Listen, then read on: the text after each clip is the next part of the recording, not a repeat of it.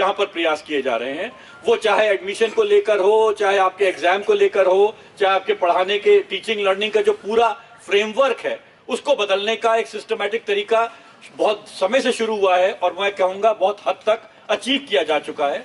और अब हमें इसको कलेक्टिवली देखना है कि हम इसके आगे इसकी लड़ाई किस तरह से लड़ें।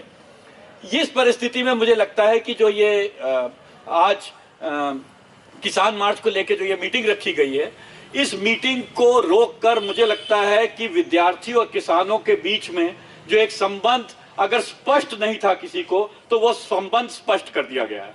और वो ये है कि जो ये इस समय की सरकार है और इस समय की जो व्यवस्था है, जो किसानों के साथ तो बहुत समय से अत्याचार हो रहा था, पर वो अत्याचार, वो जो किसानों के प्रति या कृषि के प्रति जो एक बुरी समझ थी, वो समझ अब जो है बहुत और क्षेत्रों में भी लाई जा रही है, जो उस समझ को प्रभावित करता है। और खास तौर से शिक्षा और उच्च शिक्षा के क्षेत्र में भी वही चीज, वही परिवर्तन, higher education and the framework of development policy that has influenced both the policies towards agriculture sector and which is now being also implemented, that the larger framework of development is also being implemented in the higher education sector.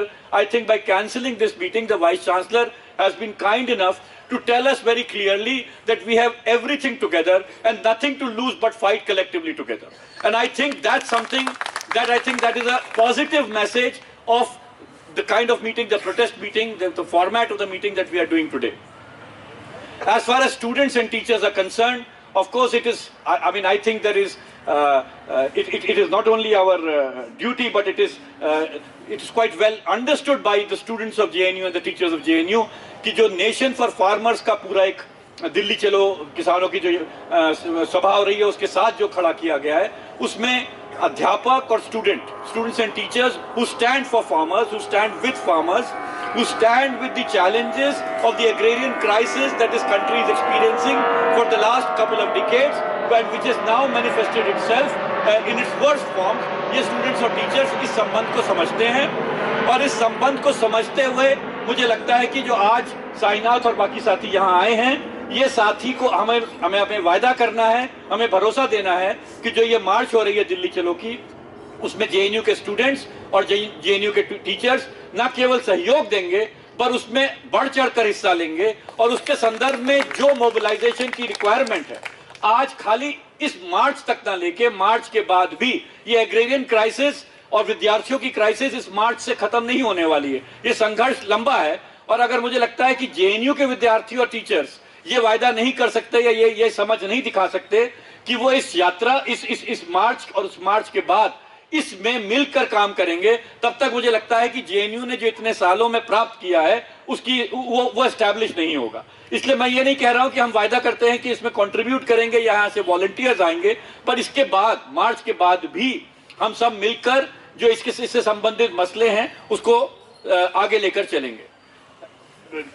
People who are here are the experts who would speak on what is the agrarian crisis and what are the challenges that the farmers are facing. I'll just make a couple of quick points. Essentially, the issue really is that why should those who are not actively engaged in agriculture be concerned about the crisis in agriculture? And I think that's a question that we as teachers and students should address. And the linkages are multifold.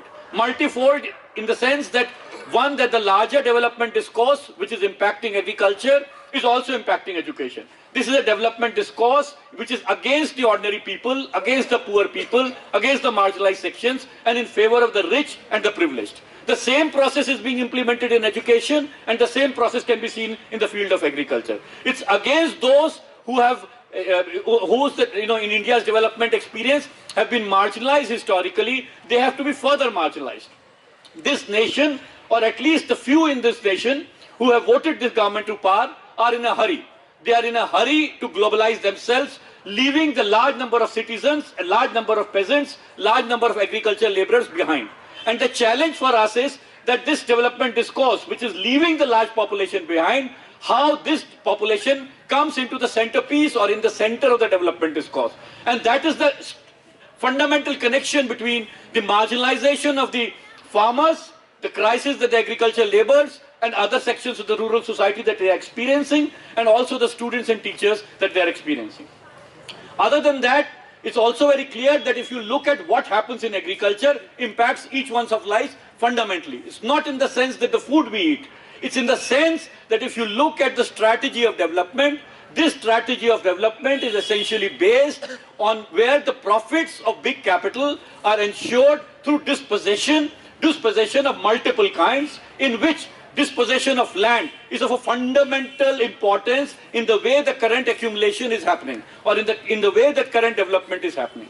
So this dispossession of the rural population, dispossession of the peasantry, dispossessing the agricultural labor of work in the rural areas is something that impacts our life in a fundamental way. It creates this large section of population in front of us, which is very vulnerable, and which is what is depressing the wages and the employment opportunities on a much bigger scale across India. So it's what happens in agriculture is actually fundamentally impacting the choices that you would experience as you move out of the university as students, and as we experience it on a day-to-day basis as teachers and citizens in this country. There are a number of other ways. I mean, this is not an occasion to establish in detail intellectually what is the linkage in which agriculture would impact people who are living in urban areas and in cities. But even the whole experience of urbanization is very much in the sense of how large population is being pushed out, the distress migration, the large number of rural migration that happens to cities, which is not only contributing to depressing wages, but it's also contributing to the larger urban crisis, is also linked with how agriculture is seen in the larger development discourse. It's a discourse in which the fundamental importance is growth. That it is expected that growth will happen and the rest will follow. And we are seeking a policy framework which says employment is first and growth is an outcome. And once you talk about employment as first and growth as an outcome, then you will look at issues of technology, you will look at issues of sustainability, you will look at the viability of agriculture in a completely different framework than the way you look at it today.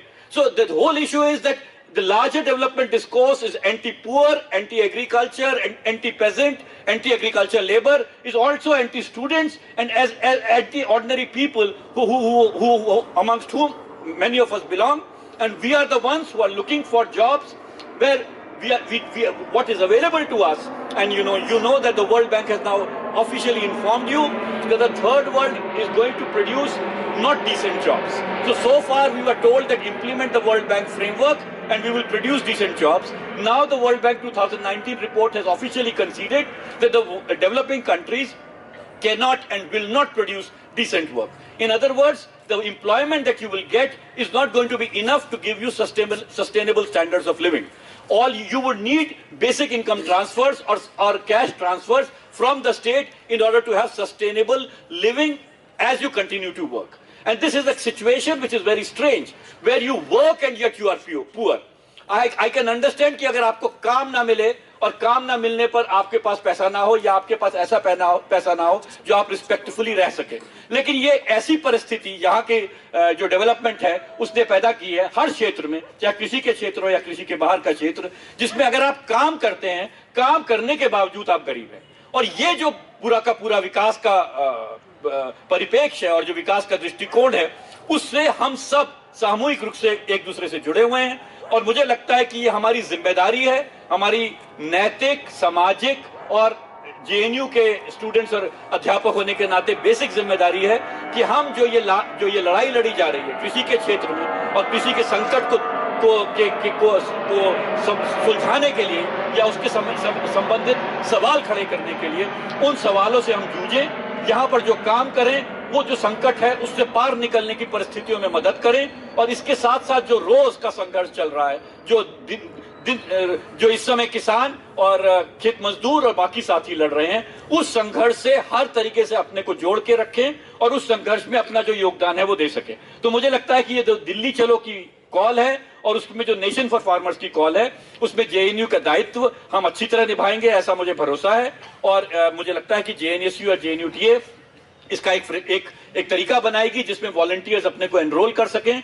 Enrol कर जो जिस किस्म का plan है 29 और 30 का, उसमें अपना योगदान दे सकें इमीडिएटली, और बाद में जो ये वॉलंटियर्स का ग्रुप है टीचर्स और स्टूडेंट्स का मिलके, ये बाद में जो ये लार्जर सवाल है एग्रेरियन क्राइसिस के और इससे संबंधित बाकी चीजों के, इससे जुड़कर अपनी रिसर्च के माध्यम से, अपनी समझ के माध्यम से और अपने संघर्षों के अनुभव के माध्यम से उसमें योगदान दे सके। मुझे लगता है कि ये हमारा सबका दायित्व है। और जहां तक यूनिवर्सिटी ने हमारी आज ये मदद की है मीटिंग बुलाने के लिए, उसके लिए हम बहुत धन्यवाद करते हैं यूनिवर्सिटी का कि कम से कम उन्होंने हमें एक अच्छे प्लेटफॉर्म पर अच्छे मकसद के लिए इकट्ठा होने का मौका दिया। बहुत बहुत शुक्रिया।